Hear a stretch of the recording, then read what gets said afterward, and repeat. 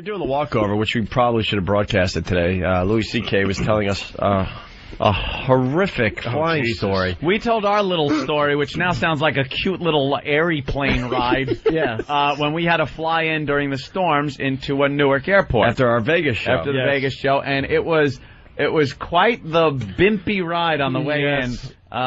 We hit that wall of clouds, and then it was nothing but pure whiteout clouds until we broke through. The ceiling was probably at 800 feet. Well, Louis flew an airline I would not fly. Really? No. United? I don't fuck with United. Why? Exactly for the reason because they're fucking cunts. That sounds like a take the bull by the horns pilot, though. That's the kind of guy I like. Because I was sitting there in the airport saying, what happened to us was we got on the plane. They loaded up first class. So we're sitting there drinking a drink. Sipping. And they start boarding, last class, as Kenny likes to call it. And all of a sudden they get an announcement, could you get up and leave the plane? There's now a delay. See, I thought they were just talking to coach people. Exactly. Because they smell the joint up. Right, because you get out because we don't want you in here while we're waiting. But they told everybody to get off the plane because there's going to be a delay. Plane because it's funny to us. We want to watch you get off and back on. Exactly. So they made us all get off the plane because of delay, because of the weather. Right. Then they tell us it's going to be, like an hour or two. Yeah. And meanwhile, 10 minutes later or so, they go, all right, back on. We got a window. Yeah, get in. Everyone back on. So we all run back on the plane. Yeah. And during that time, though, I say, I want a guy, I want a pilot, a man that has been in wars, that just goes, something? Fuck this. Yeah. I've flown in this shit before. We're going for it. Right. Well, that's what I have. And just think you have that. Yeah, no, sometimes you get a pilot who says stuff like, I had a pilot once who said, they're not letting us take off. LA's locking down because of the weather there, but I anticipate that it'll clear up by the time we get there. So I'm actually telling them we're going to Las Vegas. I've had a pilot say this, and then we'll reroute. You're lying to the fucking tower? Don't lie to them. Control, we're going to, Las Vegas, Colorado, Nevada, Las Vegas, Nevada. Yeah. Well, we might take a turn somewhere before that. We're going to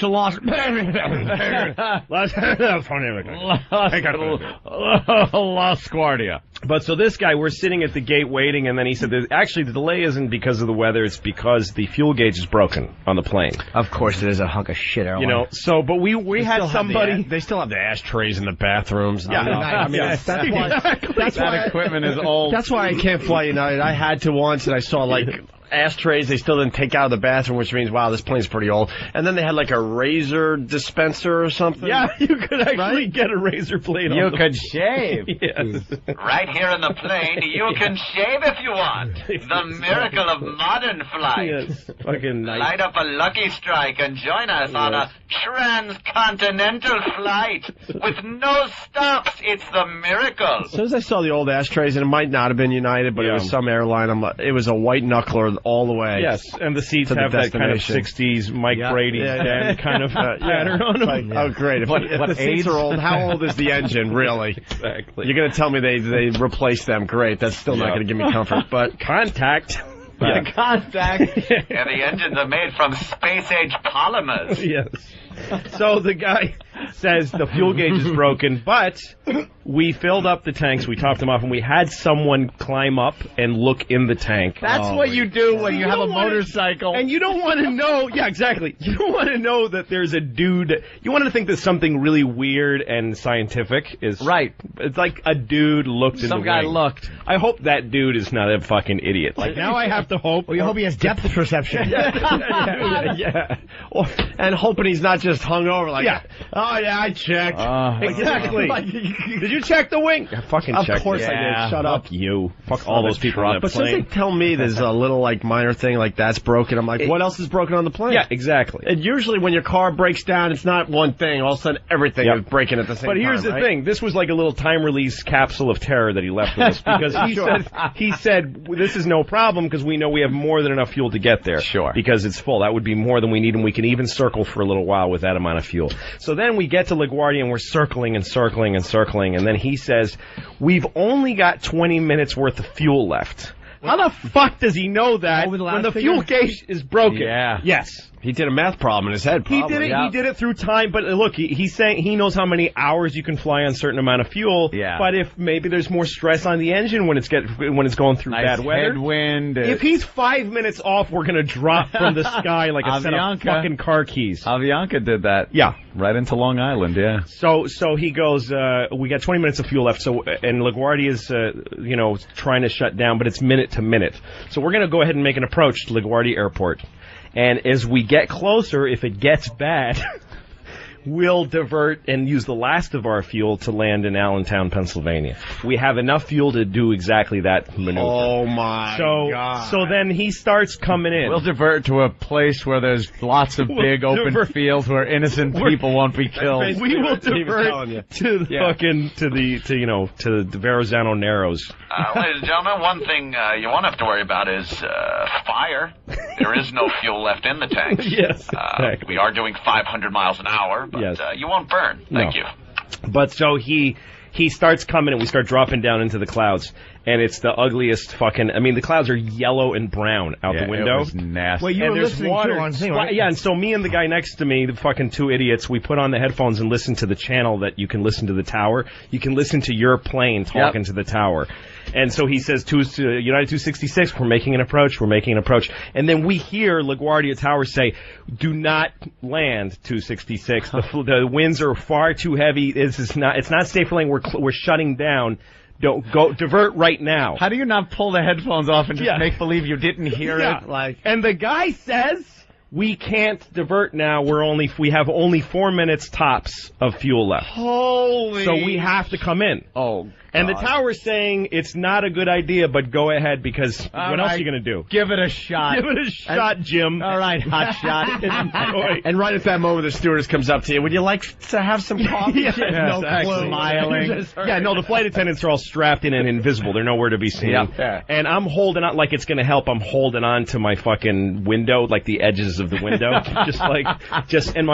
I'm stamping my foot just uncontrollably. Wow, you are fucking scared. Well, because we keep dropping, and once the landing gear goes down, and there's all that drag on the plane, the thing is pitching and rolling and making impossible banks to the left and right. I mean, it's like a like a joke. And there's a woman behind us holding two children, screaming and sobbing, literally going, "Oh my God! Oh my God!" She's doing exactly that.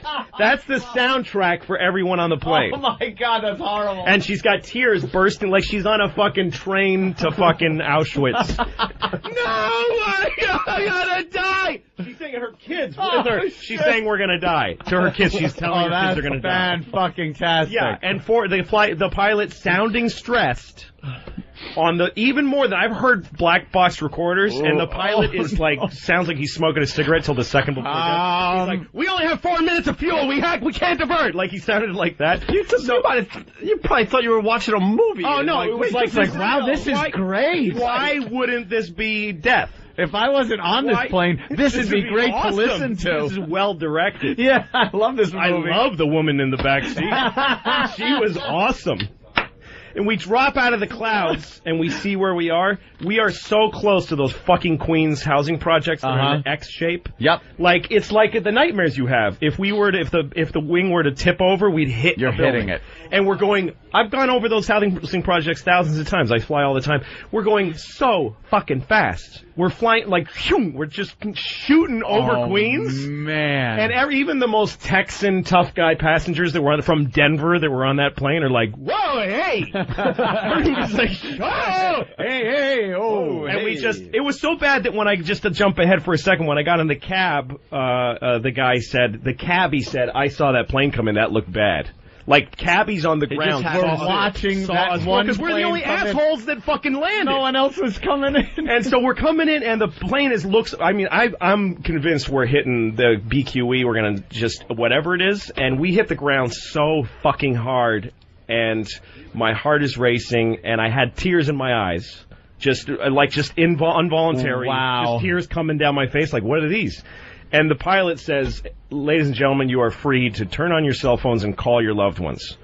And every single person where the whole plane was chatter of like, you wouldn't believe what just happened to me, honey. I thought I was going to die. And I looked at my phone, and I thought about calling my wife, and I was like, fuck her. I didn't call her. Fuck her. I thought I was just about to die, but... Fuck. You call like a friend. I don't want to. Dude, you never guess what the fuck just happened. Because I know it would have been like, honey, I thought I was going to die. Oh, that's awful. Did you? What time are you getting in? Why are you so late? Tomorrow morning, are you going to let me sleep in? Well, honey, I just thought. Why wasn't that reported? Fuck you. What the fuck? Why didn't that story get out? That's obvious. I don't. It was That guy should be fired. He should be fucking fired. It was really bad. The It was pilot. bad The judgment. pilot? I think what happened was that he had enough time to do what he thought, but then the tower sent him through an approach that took longer than he expected. Longer. It's just what happened with Avianca. They were flying around, and that was a language barrier too. They didn't declare an emergency. They declared something that was just under an emergency. Yeah. So they kept diverting them from airport to airport and making them circle. And the plane ran out of fucking gas. Yep. And the people that survived the crash were like, all of a sudden you hear this silence. And all you hear is the wind whooshing over the wings. Whoosh, whoosh, no more. Whoo. And you know how the noise of the engines kind of cancels out noise in the cabin? Yeah, no. You hear everything. Yeah. You hear the people in the back fucking row if you're in first class. Yeah. And just... And they crashed into the woods. Yep. No fire, no explosion. Just No, and cracking that's what- trees and fucking, you know. Yeah. A lot of people When live was that? because No, of and that. when those- Right on, kind of near where I live. No, when? When you run when out of about fuel 10, on a 12, plane, maybe it's not longer like when now. you run out of Maybe gas longer, on a 15. car. When you run out of gas on a car, you can actually like use the starter motor to get it a little Yeah, further. yeah, you can right. kind of keep sputtering. But on a plane, it's just it's And fun. you can stop and get the fuck out, Yes. no matter where you are in a How car. did the dudes? Because he told us that he couldn't be sure how much fuel there was on the plane before we left. Right. He said, "We know the gauges are wrong, but we're going to go anyway because we've seen the gas." So then you bet it. Well, then you know something. But when you get that close, you go, "Let's fucking land now." You might even be able to justify that if you're going from point A to point B without any That's it. problems. That's if fine. you're going into weather where Yeah. you're going to have to circle. And when you're Now- talking now you about, don't we do have that. 4 minutes. 4 minutes. 4 minutes left. How If you're fast is that 1 4 minute minutes? off, you're dead, and he Holy has no shit. gauge. That 4 minutes is not 4 minutes in a dentist chair. Yeah. That 4 minutes is 4 minutes on a roller coaster. See, all of our That's a pilots fast now, fucking...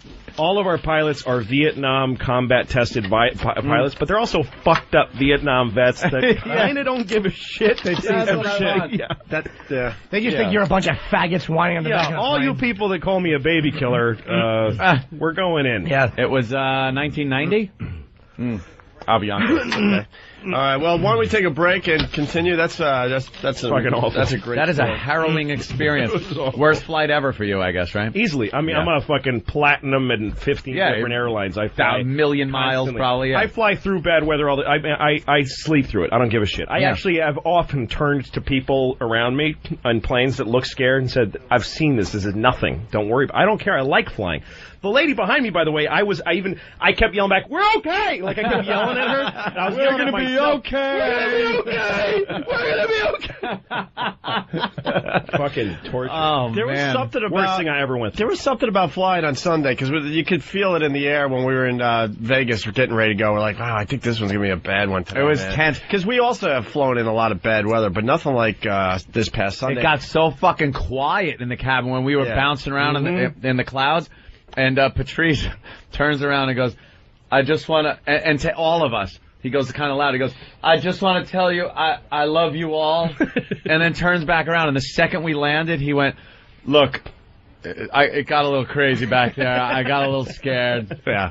You know, don't mean nothing by it." And then they canceled 500 flights after we landed. So Yeah, they were but pretty while much you're closing the talking airport about after we. the jostling around and shaking and the plane kind of doing those whoop. And I was looking out the window at the wing, and you can anticipate what's going to happen in the fuselage by watching the wingtip, so you can anticipate the bumps. Yes. So you watch the wingtip, and man, it's moving like. The wings are flapping. I'm on a fucking You're on a goose. like an 1800s guy's idea of a flying machine, where the fucking where the wings flap and he jumps off a rock and he crashes like that guy's plane. It's gonna drop a baby into a chimney somewhere. But you taught us that those wings could like touch. I've seen wind tunnel 90 tests degrees, and turbulence tests where the wingtips just about touch on top. Jesus. But But they can bend, but you don't ever want to see them moving like that. Anthony and I had eye contact because we were both doing the same thing, looking out the window like, hello, where's the ground? Yeah. We've been approaching for like 40 minutes, and Ed's looking at me, and then we're both looking out the window like... And then finally, when you saw the ground, we were it was amazing how close we were. A piece of ground come out, and we were low, and I looked it over going, did you see the ground? He goes, yeah, I just saw the ground. and then I'm going, I see more ground. He goes, yeah, it's good. I go, we better start seeing runway, though, because it's getting really low. No, but when you hit the ground in flights like that, the instant the wheels touch the ground, you're like, I don't care what else happens to me. Yeah, we can skid off of the fucking runway. I don't care if country, if Iran invades tomorrow and starts sodomizing me daily. I made it through on the ground. On the ground. When the wheels hit, it's like that for 2, maybe 3 seconds, you stop breathing. Yes. And wait for that quick slowdown. And then you're like, deceleration. And then you feel it instantly, like, oh, okay, we're good. Yeah, get on the phone, call it. And then you just start worrying about whatever bullshit. You just get broadsided by a 747 coming in at 500 miles an hour. Hey, we met. What happened? We're gonna break and I guess we don't need bad flight stories today. Louis C.K. We just heard the topper. Louis C.K. What happened, Jimmy? One more. What happened, Jim? I was flying to L.A. actually, and it was after breakfast, and my cinnamon roll didn't have as much frosting as the cinnamon roll on the person next to me. Who is it? What were the fuckers? It's awful. You must have been panicking. Yeah. I had to ring the bell twice to get my tomato juice. Tom in Tennessee, what's up? Hey, morning, boys. What's going on? Hey, I worked on jets for 9.5 years, and the pilot told Louie a flat-out lie. You cannot look at the gas in the plane. Really? Everything is sealed. They would have had to bring out major tools to open the tanks up. The whole jet is a big-ass fuel tank, in the wings, the belly, everything. Right. No, you know what? That makes sense, because it's not like when you fill up a jet, you just fucking... it's not like a motorcycle, you just stick the nozzle between your legs. I just... when you kind of tip it around and make it hear the sloshing. When you told me that, all I thought of was a scene in... The Great Escape, when Steve McQueen takes the gas cap off and shakes the bike a little bit, and then takes off again. It's like, all they did was rely on the fuel truck, asking him how much he had in the truck and how much he has left. Oh, God. So somebody's doing like a 7th grade math problem. Let me tell you, they never top the tanks off. No, they don't. Because it would be, it's not fuel efficient. Right. They put in enough gas as they need to get from point A to point B, and then some extra for circling. But if you fill your tank up, you're just hauling more weight. Yep.